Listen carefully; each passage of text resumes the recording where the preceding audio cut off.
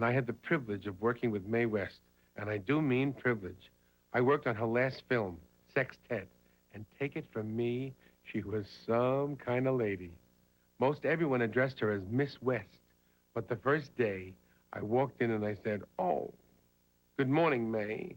She smiled and she said, "Oh, is that what I sound like?" And I said, "Oh, yeah, you betcha, Mae." She threw her head back and laughed. From then on, I called her Mae. To me, that was a gift. For 6 years, Mae West was one of Hollywood's biggest stars. Mae West, on her own, saved Paramount Pictures from bankruptcy. And while she was at it, she brought sex out of the closet. She made it fun. The way she walked, the way she sang, the way she dressed, and most of all, the way she delivered those lines. Single-handedly, Mae West changed show business and sex forever. Oh, honey, how's business? Fine. You been insulted lately? Goodness, what beautiful diamonds. Goodness had nothing to do with it, dearie. And with that one scene, Mae West became one of the biggest stars in Hollywood and certainly one of the most prominent stars here at Paramount. And for the next few years, Mae West was the biggest attraction Paramount had. She was a gold mine. Joey, well, come here and kiss me, you dog. Oh. Let's take a look at you. Well, you're looking great. Who's your tailor now? First film she went in to do at Paramount, she had read the script and didn't like it at all and told, I guess it was Adolf Zucker who was running the studio at the time, well, I can do better than that, went away and came back 2 or 3 days later with a whole new script, a whole new idea of the script, which is the film they made. Everything that Mae did on the screen, the other people in the scene had to fight for their presence because Mae had that tremendous dominance that when you looked at the screen, no matter how many people were there, you only looked at Mae and her movements and her dialogue. Sit down, dearie. Don't let me keep you up. Oh, waiter. Yes, madame. A chair, you mug. Mae would have burned down the Hall of Records to hide her age, but the census roll shows she was born Mary Jane West on August 17th, 1893. The place, Brooklyn, New York, which was obvious every time she opened her mouth. The elevated train was already making distances shorter, but the city still depended on horses. Mae's father, John Patrick West, was nicknamed Battling Jack. He kept a livery stable in a tough neighborhood. He and Matilda West had 2 other children, Beverly and John Patrick II. But it was Mary Jane who was the center of her mother's life and dreams. That was her real name, Mary Jane West. And when you're born with kind of a Mary Jane quality, you want to maybe get out of that situation. As she said, I wanted to get out of being a little Mary Jane. My grandmother and Mae West had been girlhood chums, as she used to say. And I think they were originally attracted to each other because they were about the same age, and they both had the first name of Mary. And they both had interest in a lot of the same boys. Her mother had had her in child roles as Baby Mae in little stock productions around Brooklyn and Queens. She was made for the stage, to be the focus of all eyes. Matilda believed this, and Mae was a very good pupil. She believed it too. Other kids might enjoy themselves at Coney Island. There were all manner of simple delights in those far-off days, but Mae stuck to the hard grind of the vaudeville circuit. At 15, she teamed up with a vaudevillian named Willie Hogan, and at only 17, she married Frank Wallace, a song and dance man with whom she had toured. But Mae's only marriage didn't last. They soon separated, and Frank was rarely ever mentioned again. But the Mae West we knew and loved was yet to be born. After the First World War, when vaudeville became a lot more risque, she realized that that was where she had to get her audience. If you did the juggling act, if you came out and did straight songs, that this was not going to get her anywhere. In fact, her early reviews say just that she's quite ordinary and a not very good voice and a not very beautiful woman. And so she tried everything. She dyed her hair red, she bleached her hair blonde, and started realizing that there were other entertainers at the top, Eva Tangway, who always did double entendre material and songs.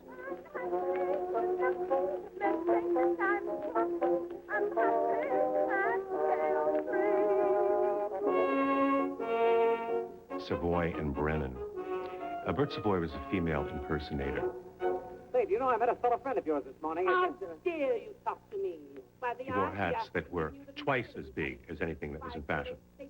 And Bert's humor was very bold and very, very risque for the time. When Mae West started, Lillian Russell was doing her vaudeville act at the Palace and around the world. The songs about men, songs about sexual happenings. And Mae West decided that she was going to do Lillian Russell in a totally different way. In 1911, Mae received rave reviews when she appeared in A la Broadway. The following year, she opened in the Broadway comedy A Winsome Widow. She was soon revising her vaudeville skits to make them spicier. Mae enjoyed the reaction she provoked. She grew even bolder. In 1913, she opened in Sometime. By now, the senses were outraged. She did a dance which was derived from a dance she saw in Harlem called the Shimmy Shawabble. She did this dance with a number. It created a sensation, and it was her first really big recognition as a stage personality. The Schuberts wanted to label her the Shimmy Girl. She said, no. I don't want to be labeled like that. She said, I have to be labeled for something that's going to last a lot longer than a dance.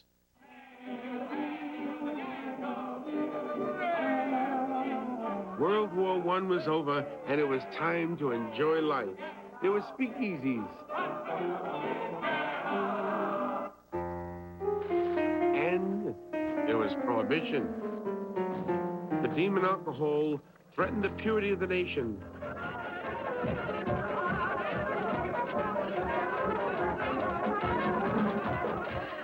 Even greater was the threat of unfettered sex, and Mae West was its personification.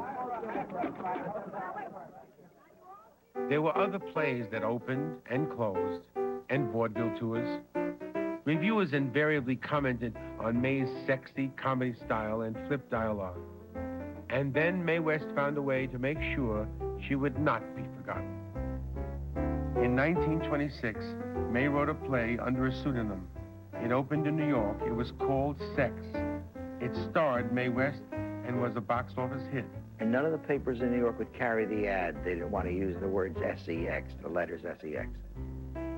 At first, the conservative reviewers savaged the play, but then the New York police did Mae West a favor. They closed the play for 3 days. She was put in jail. She went to jail on Governor's Island for 10 days because of this. And she lived in jail like a princess. The warden and his wife took her out every evening for dinner. And she said she had the best time of all. She talked about having gone to jail like it was like a Medal of Honor in a sense. She did deal with subjects that were not considered normal subjects for theater comedy then. Homosexuality, black-white relationships, things like that. When Mae's Diamond Lil opened in New York, it was 1928. Mae West had found the character she would play for the rest of her life, the bad girl with the heart of gold. The play was a smash hit. 4 years later, Mae brought that bad girl to a silver screen that now had the ability to talk. Do you believe in love at first sight? Oh, I don't know, but it saves an awful lot of time. Your glass is empty. No, I couldn't be. We had several sirens, in the early days, as they called them, Pola Negra, Gloria Swanson, and they had the eyes and the whole thing, but a lot of that was silent. And then Mae came in with talking pictures, of course, in 1932, and her dialogue was very risque. She didn't care what she did or what she said, and it was always funny what she did and what she said. And the audience was always slightly titillated, a little bit shocked, and very laughed a lot. She knew how to write for herself. She was a wonderful writer for Mae West, and no one could quite write lines for her like she could, night after night. She doesn't have the lead in that. That's the only film in which Mae West never got top billing. She was a secondary character in it, but she exploded on the screen. And honey, remember our last bout with champagne? Why, say, we got so plastered. Why, they threw us out in the gutter. After she did Night After Night with George Raft, I remember George saying, Mae stole everything but the cameras. And of course, she also came with this reputation from New York, having done Diamond Lil and been this notorious woman that often got arrested or was threatened with arrest. And so people were rather suspicious of her in the first place, but of course that was very good for the box office. Like in one of her films, she said, it's a man's world. She said, I happen to know how to play their game. You know, and that was her attitude. When she went to Paramount, they offered her a salary. And her first question was, how much does Adolf Zucker make? He was the head of the studio. And they told her he was getting $250,000 a year. They said, then I want $251,000. I want to be the highest paid person in the studio. A flood of mail came to the studio, all addressed to Mae West. The box office triumph of Night After Night convinced Paramount it had found a new star. Mae's contract did not only include the highest salary ever paid by the studio, she also demanded and was given full script approval. For her next film, Mae selected a story based on her play Diamond Lil. She did make one concession to the studio. She agreed to change the title. It became She'd Done Him Wrong. I wonder where my easy rider's gone. I wonder where my easy rider's gone. She discovered Cary Grant. She was on her way to her car, and Zucker was with her, and they were about to get into her car, and she saw this tall man, and she said, who's the tall, dark, and handsome gent? And he said, oh, it's an actor. He said, his contract expired. He's a bit player. She said, the guy can talk. He's my lead man. That's how Cary Grant truly became a star. I always did like a man in a uniform. That one fits you grand. Why don't you come up sometime, see me? I'm home every evening. Yeah, but I'm busy every evening. You know, I met your kind before. Why don't you come up sometime, huh? Well, Don't be afraid, I won't tell. But, Come up, I'll tell your fortune. You can be had. Cary Grant was in 2 of her pictures. And I think those 2 pictures established him as a motion picture star and one of our biggest attractions here at Paramount. Maybe I ain't got no soul. oh, yes, you have. But you keep it hidden under a mask. You'll wake up and find it sometime. Haven't you ever met a man that can make you happy? Sure. Lots of times. Mae West had done it. She was 40. For 6 more years, she would be one of the top movie stars in America and around the world. And she did it by promoting an idea some still found shocking and even dangerous. Sex could be fun.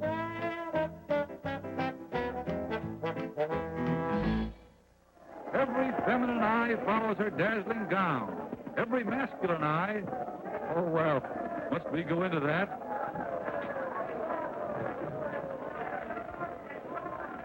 Hello, folks.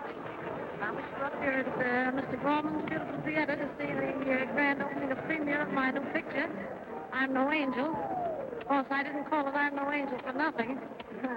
Don't forget, come up and see me sometime.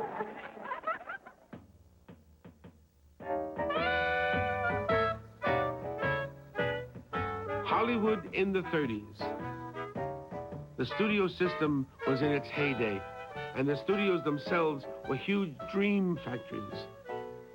For some, however, sex was turning those dreams into a nightmare. We must be on the lookout for scenes or action or dialogue which are likely to give offense.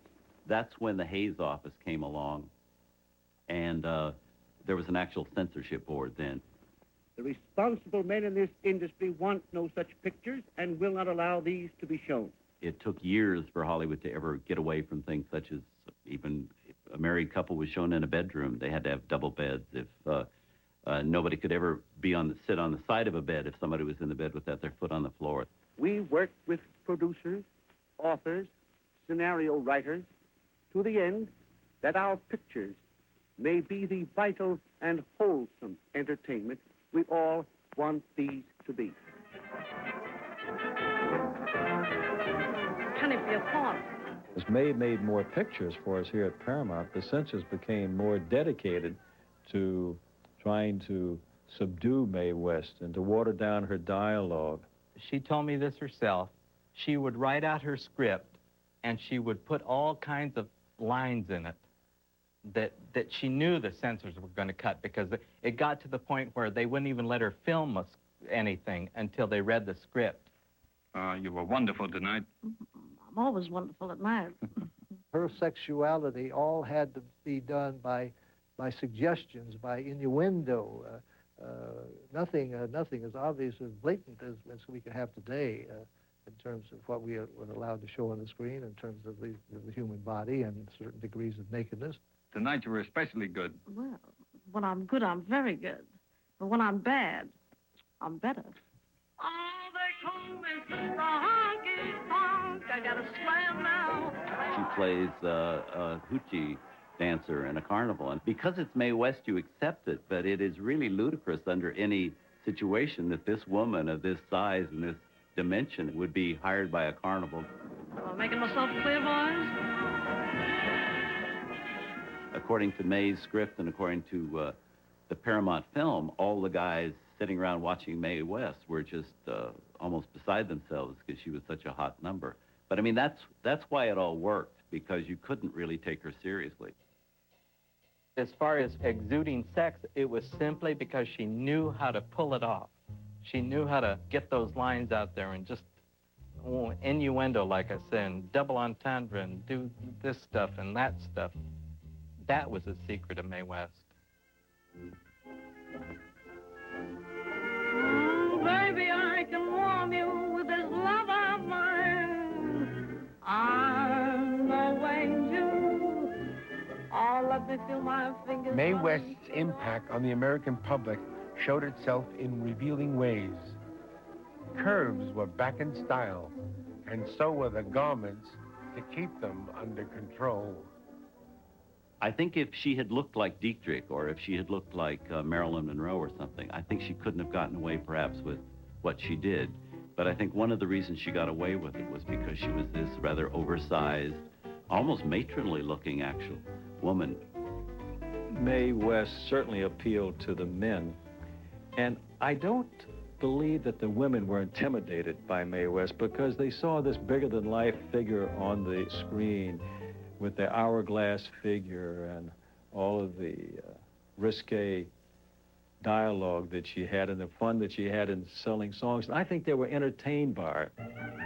Oh, bring on those fancy loving pampers. You got a New Orleans. 'Cause I just came from Missouri. I guess you know what that means. She was never a victim like many actresses of the day. She was the one. Mae West ran everything, personally and as a movie character. I think Mae was primarily fascinated and interested in men. I don't think she liked other women too much.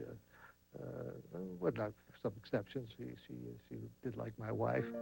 Her father was a very strong and dominant figure, and that was the world then. It was a patriarchy, not a matriarchy, and I think Mae, in her own way, rather resented that. So I think she made a determination earlier on that she was not going to be found in a position of being subjected to the male dominance all through her life. And she established that early on and kept insisting and working on that and fighting it all the way through. My old flame. I can't even think of his name. Let me tell you something. Don't ever let a man put anything over on you outside of an umbrella. Yeah? She knew how to get a man to do things for her and how to be coquettish and bat her eyes around a cinematographer or a director and get them to do what she wanted them to do. She was the first liberated woman, really. I mean, when she came on with these lines, and no one ever told her what to do or drug her around or pushed her down. She pushed in them. She told the men what to do, how to do it, when to do it. Come up and see me sometime. And women loved that. I mean, they were tired of getting the short end of the stick. I'm wild about you. Some of the wildest men make the best pets. Oh, Ruby, please. She did not want an all-consuming love, though, in a sense. She preferred a rather light romance. She didn't like a person to take over any part of her life or demand anything from her. Men who would come into her life would realize that she was a free agent, and they may not have the same freedom. No matter who you were, she had this routine. I mean, she'd start at the head and go down to the shoes and look at you and everything and say hello. You know, it was so calculated, but it worked. And you couldn't help but be fascinated by her because at that moment, she made you think you were the only man in the whole wide world, anywhere. The sexual woman Mae West invented. And everyone watching Mae West saw the sexuality through Mae West's eyes. When she looked at a good-looking man, whether he be perfect or not, she believed him to be perfect, and she made that audience in the dark believe that that man was as attractive as he was. You're a dangerous woman. Thanks. You look good to me, too. Come here. She knew what worked for her. She knew how to manipulate everybody. She was her own best press agent. What's the matter? You afraid of me? Afraid of you? Yeah.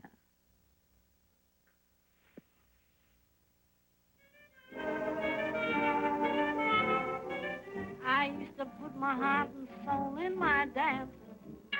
Mae bought the Ravenswood. She lived there for 40 years. But now I'm a lady. Everything in that apartment was white and gold. Mirrored walls. I played with handsome men and asked them no questions. A nude statue of Mae on the piano.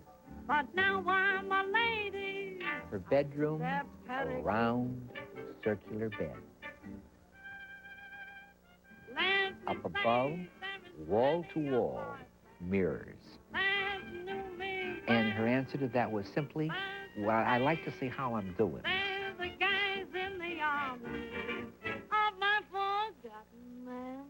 She became a multi-millionairess, not just by writing her screenplays, not just by appearing in her screenplays or her stage plays, but by buying property. But now I'm a lady. I've learned to be more polite. My name was called Anthony Quinn. She was dressed in white in this dingy office, but somehow she gave it a glamour. And as I entered the door, she reached over and she touched my muscle, my arm. Said, I'm not feeling you up, boy. I just want to see what you're made of. Touched the other arm. Says, now I'm going to get a little personal, because I want to know whether your legs can stand up. And felt my legs. Said, very good. How old are you? I wanted to lie, but I was 18. I said, I'm 20. She says, I'll use you sometime when you're 21. I walked out in a dream. I mean, I met Mae West. I had been waiting for, at least 45 minutes to an hour, and just sitting, perching on this chair in this white room, looking at all the white statues and pictures, all of whom, of course, were Miss Mae. And finally, in came the lady herself. Very small she was, very tiny, much tinier than you expect her to be. And one day during a rehearsal, the leg of her pant got caught on the edge of the sofa. and it went way up. And I saw the shoe. And the shoe was about 9 inches or more high. So I came to realize that the Mae West walk was, in fact, a shuffle on stilts. I don't think she was over 5 feet tall, probably. She made up that difference by wearing terribly high-heeled shoes, even platform shoes, and then piling her blonde hair way up on top. As she once put it, she said, it's not what I say, it's how I say it. It's not what I do, but how I do it, and how I say it when I do it. And that's it. Come here, Sonny.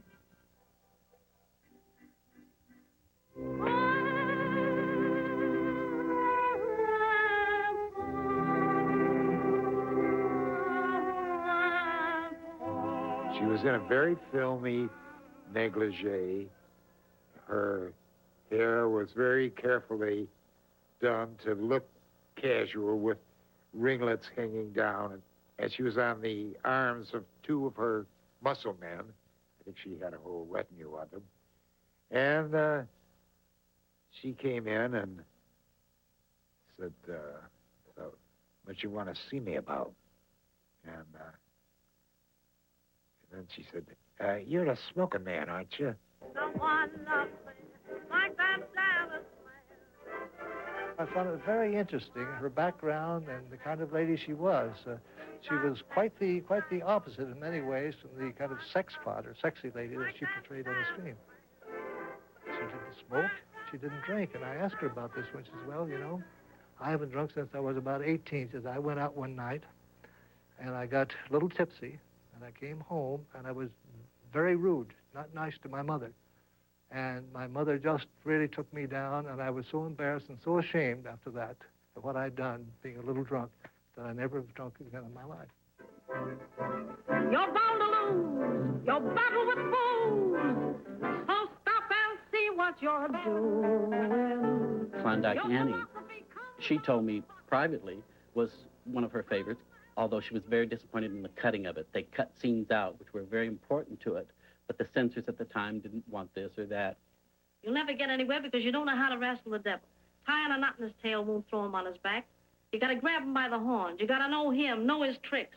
I know him, and how I know him. She never again tried to put any really dramatic acting into anything. She just stayed Mae West. Nice and cool this afternoon. Is it? I'm sorry I don't carry spare parts. Of course not. I wouldn't expect you to. Let's take 2 steps forward there. Lovely. I always had a feeling that Mae was enjoying what she did on the screen just as much as the audience was enjoying watching her do it. And she always had a little sparkle. And when a scene was over, you could just see the smile on her face of satisfaction, knowing that she did this scene the way she wanted it and the way she knew that the audience would accept it and like it. She was very protective of her image.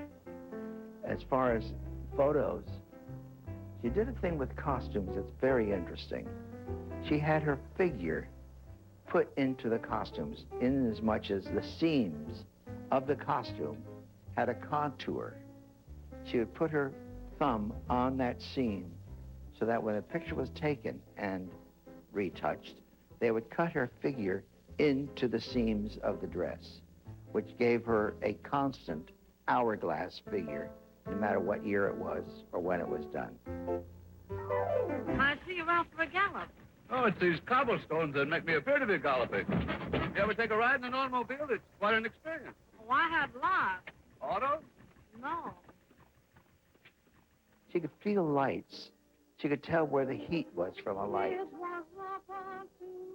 She could turn and just know that the shadow from her nose was not good because of that lamp up there. And we'd have to put another gel in. Her walk was calculated, her movements, everything was done. She knew when to walk up the stairs, and she'd say, hold it.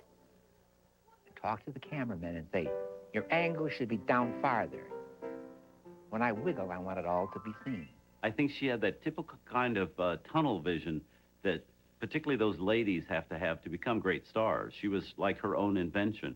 But I don't think I've ever met one, whether it was Betty Davis, Marlene Dietrich, whoever, that didn't have total focus on themselves and how they presented themselves, how other people reacted to them, how they would seduce people. I met her at George Cukor's house, and he had one other house guest for dinner that night, Greta Garbo. And Garbo never got a word in because Mae West did all the talking. I think she was probably one of the great ego people of all time. Her favorite subject was Mae West. I'm not sure she ever got out and smelled the flowers or ever went out and had picnics in the park or went sailing on the bay or whatever, but obviously those things weren't important to her or she would have done them. She pretty much stayed in that apartment at the Ravenswood in Hollywood and lived her life out as Mae West, playing this image that she had created. As far as regretting having children and things like that, no, Mae was not that kind of person. She was too unto herself. I don't think I ever saw the real Mae West, but I'm not sure I was the only one who never did. I think that the real Mae West was so highly covered by this actress playing Mae West, I'm not sure a real person still existed. On one occasion, I can remember we drove down Fifth Avenue, and I was with her, and we were in the back of the limousine. And the way she kept up with what were the current fashions, where she was always looking in store windows. So we would get out, this would be around 11:30, midnight.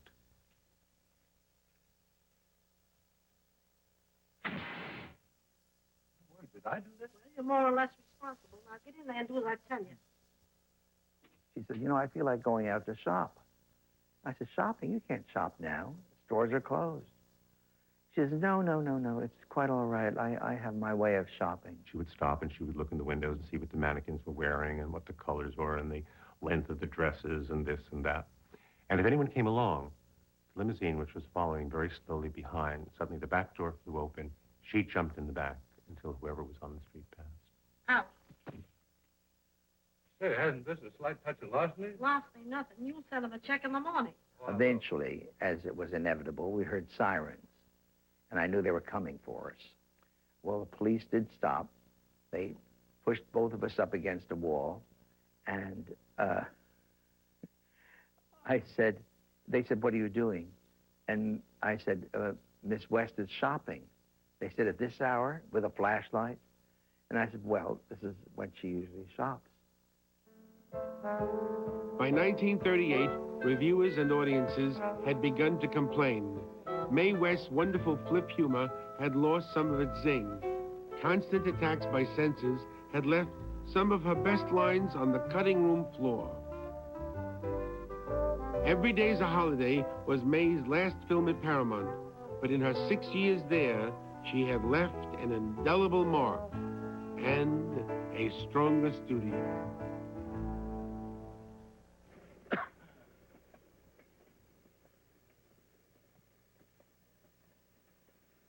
Nice day. Is it? In 1940, the improbable happened. Mae West agreed to co-star with W.C. Fields. To future generations, it would be a magical partnership. Novelties of notions. What kind of notions you get? You'd be surprised.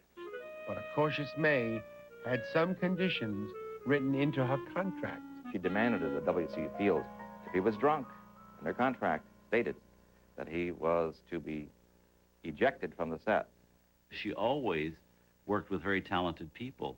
The one she didn't want to work with, of course, was W.C. Fields, and it was one of her most successful associations. There's something sweet and dainty about a lady's boudoir. How do you know? Why, the latest etiquette books are just full of such knowledge. For a second, I thought I heard the voice of experience. She did not envision herself as a comedy character per se, and she always preferred working with people like Cary Grant, Randolph Scott, Warren William, handsomer, devilish men that she took seriously as leading men. So that's why she wasn't too keen about W.C. Fields. My Little Chickadee would eventually become Mae West's most popular film. But at first, reviewers were cool, and audiences were not exactly overjoyed to see their favorite Mae West become the butt of someone else's joke, especially if that someone was W.C. Fields.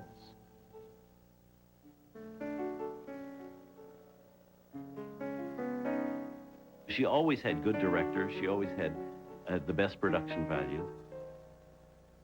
She did not go out at all in a second-rate vehicle. The only time perhaps that happened was when she did a film called The Heat's On. But again, she was now at an age, the war had come along, audiences were looking for the, you know, pinup girls, the Betty Grables and all of that, and that was a whole era later than Mae. These girls were all like 20 years younger than she was. That's when she started concentrating on the stage. Mae West believed at one time she was Empress of Russia. She believed that she was Catherine the Great. So she wrote a play called Catherine Was Great. She began the toast of Broadway all over again. It was a comedy all about the Empress. And when the play was over, Mae invited the audience to go up on the stage, and the spotlight was still there. The wonderful spotlight that Mae needed so much was there. And she just handed out autographed pictures, you know, the postcard-sized pictures, and the audience, she never broke the illusion of who Mae West was, because Mae West was an institution. With her long platinum blonde curls, the world's premier stage siren also had the longest eyelashes. In 1948, Mae left for England, where she opened in Diamond Lil. She was 55 now, but there was no let-up in her plans for new productions and new plays, work, and being Mae West. Nothing else mattered. I want to ask you a lot of rather intimate questions. First of all, what do you think of men? Men? Well, men are my career. Mae, tell me, what is your hobby? My hobby is men. Mae, one thing I'd like to ask you, what is your definition of love? Love? Love is what you make it and who you make it with. It can be an art, a luxury, a physical culture. Mae West, I want to ask you one thing. What is your greatest ambition? My greatest ambition? Well, if you come up and see me sometime, I'll let you know. Well, let's not waste any time. Let's go. She sailed over on the Queen Mary, was there in London, never went to Paris, never went to any of the European countries there. And I thought to myself, why would you go all that way and not go sightseeing at least? But Mae wasn't like that. Well, it was wonderful there. In London, England, the men were terrific. They were a little reserved, and I'm not. She had adapted a play, Come On Up, Ring Twice, that enabled her to take Mae West to theaters across America. And there was always Diamond Lil to put on somewhere new. A devoted companion, Jim Timoney, would be by her side to help it happen, but it was always up to Mae to make the final decisions. Marlene Dietrich was mentored by Joseph von Sternberg. Marilyn Monroe, she had her Johnny Hydes and her Lee Strasberg, whereas Mae, she was her own advisor. She knew what she was doing right when she started, and she never gave up. Mae West was a person whose philosophy was, you have a choice to be happy or to be sad, so why be sad? The only time did I ever see her even slightly sad, my mother and I were sitting around talking with her, and Mae watched my mother, and she put her finger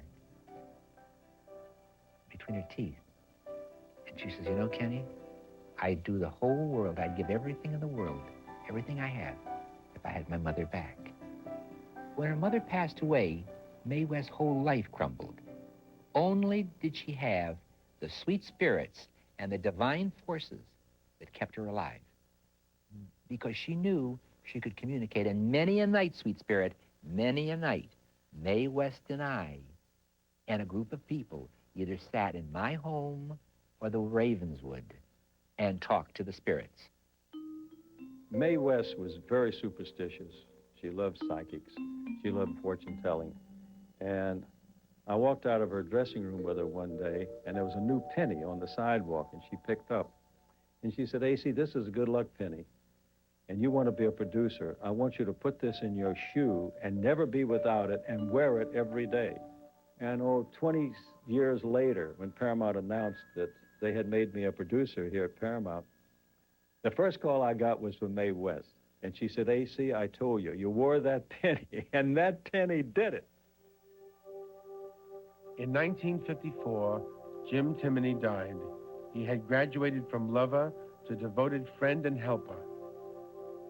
For months, Mae remained in total seclusion at the Ravenswood.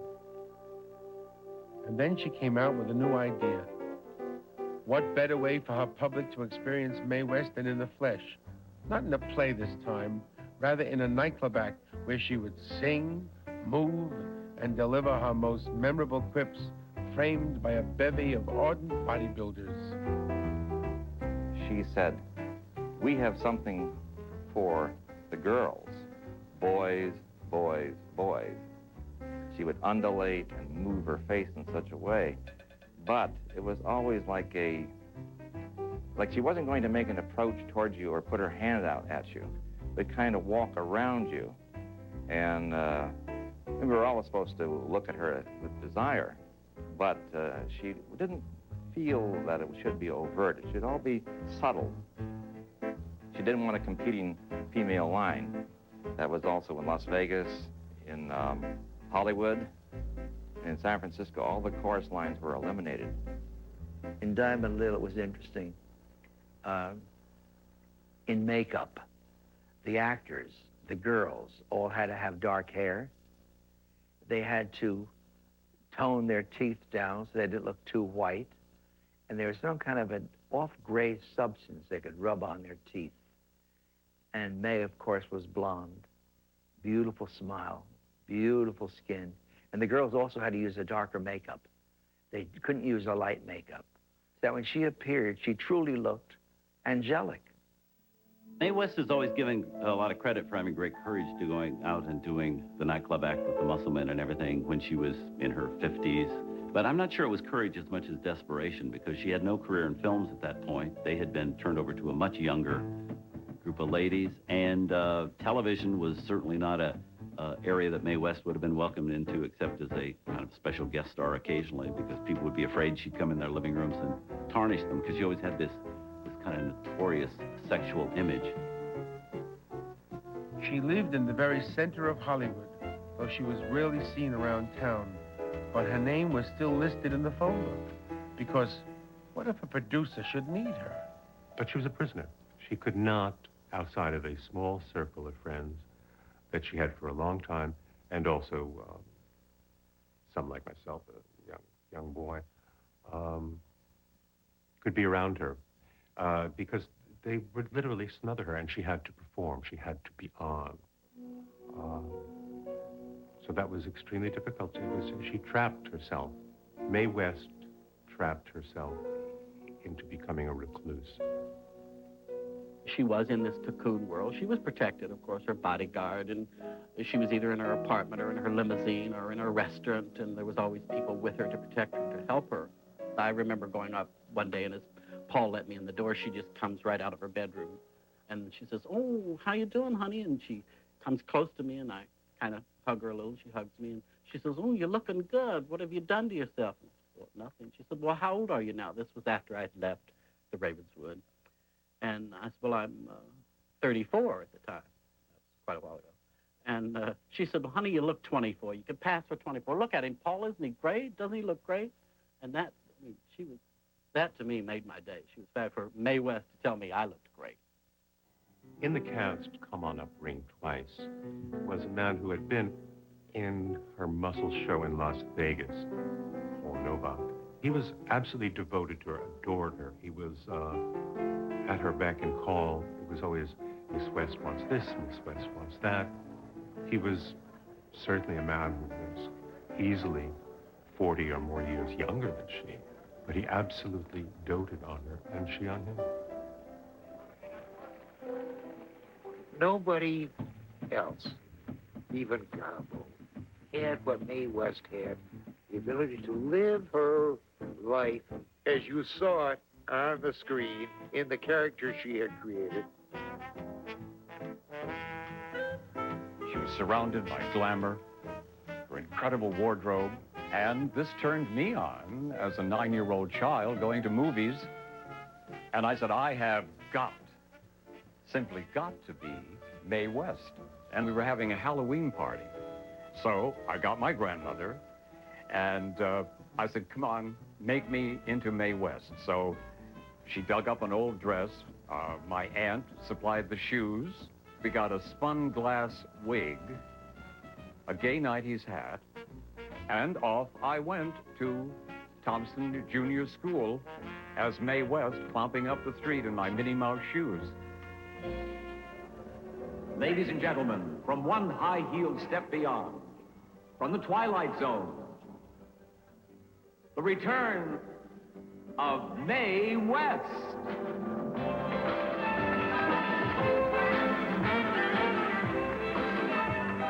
Mae was this flamboyant, extravagant, very special person. And when I walked on stage, she was instantly recognizable, and the audience just went bananas. I've always said that sex is a misdemeanor. The more you misdemeanor you get. Sex is like bridge. If you don't have a good partner, you better have a good hand. She enjoyed people who impersonated her and went to see them quite often. She'd be very offended if any of the impersonators spoke or used foul language, because she felt that wasn't part of her. Now, I don't want your company. If you think you're coming up and I'm pouring tea, no. People identified her with something naughty, and because she was so desperate for fame, she played on that naughtiness. She was a woman who spent her entire life grasping for the only kind of power a woman could have through her sex appeal. And that was true even in her 80s when she did Myra Breckinridge. I was around the set of Myra Breckinridge quite a bit when she was making out with Rex Reed and Raquel Welch. And that was a very testy period for her, difficult period, because she was coming back into the movie medium and she wanted to look good, and she was a little old. Once, when she was working in Myra Breckinridge, she said, what do you think of Raquel Welch? Do you think she's a good-looking lady? And I said, yes, I think she's quite good-looking, but she really isn't as good-looking as you. That seemed to please her quite a bit. I remember one day she was auditioning muscle men in her dressing room. And she had a strange little dressing room that was pulled onto the set by two guys. And I remember we all sat around waiting for her to emerge from this little dressing room, wondering what was going on in there. But I, being a movie critic from the East Coast, always had more moxie than anybody else because I was never sure what the pecking order was. So I just walked up and I said, Mae, she had not asked me to call her Miss West, so I always called her Mae. And I said, Mae, what is going on in there? What were you doing? I'm really curious. And she just looked at me and said, we weren't playing Scrabble. The end result was a little bit sad for me to watch because she took herself seriously. She thought the men were in love with her. She thought she was still a sex symbol. Didn't matter. She still stole the movie. Every scene she was in lit up when she was around because she just had that undefinable something that is really stardom. It separates the men from the boys and the real women from the kids. I mean, Mae West, whatever that was, she had it. Mae was 85 when she agreed to star in Sextet. She played a bride of 28. She insisted she had to be portrayed as the eternal Mae West, desired by every male in sight. Mae was very careful about how she looked, and she took transparencies, and if she did not like them, to make sure they would not be used, she would punch a hole in the face on the transparency, thereby rendering it useless. It was sad to see this terribly old lady going through it, not only in the finished product, but certainly on the set when she was working. She would often have to sit down when they had dance numbers that she was singing and dancers behind her. After a sextet, when we got into her car, I said nothing about the film. She asked me nothing. The chauffeur was driving. I was sitting on the back seat with Mae, and I just continued to look out the left side of the car. Mae was looking out the right side. We didn't talk to one another. I was determined not to talk about the film. Without any warning, she put her hand on mine, whereupon I turned to her, and she says, "Well, dear, that was yesterday. I've got to think about tomorrow." I'm not sure there was a real Mae West anymore. Whatever the girl was, this little girl that was 3 or 4 or 5 skipping along streets before she invented this character that she became, I'm not sure she existed anymore after a while. I think Mae West as Cary Grant totally became Cary Grant. He was no longer a Cockney little guy. He became Cary Grant in his real life. He grew into that role. He played it so often and so well. And I think that's what happened to Mae West. For women, she represented an individual who carved her niche every bloody way to the top of a profession that was run by men. And even if she was a cartoon, she still had power. And not too many women in the industry in those days had that kind of power. No man can support a wife and me at the same time. Someone's going to get the short end of the deal, and honey, it's never me. What have you done to me? You're simply grand. What have you done to me? You ought to know. She glowed. She had an incandescence that was absolutely incredible. When she came on the screen, you couldn't look at anything else. You didn't want to look at anything else. She looked like a decorated wedding cake. She looked like a girl coming out of a cake at a party, but all dressed in fabulous gowns and furs and plumage and jewels. She made you happy. She made you laugh. She made you happy. She could make you cry, too. I've got my man. Now, step by step, I hit the top of the ladder. It was a dangerous climb. But now I'm a lady. Come up and see me sometime. She could be imitated, but there was only one Mae West. Period.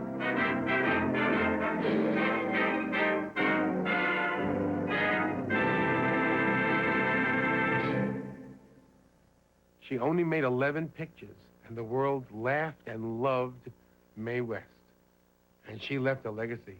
She influenced every sex goddess who came after her. Ah, but she still remains queen of them all. Oh, thank you, Your Majesty.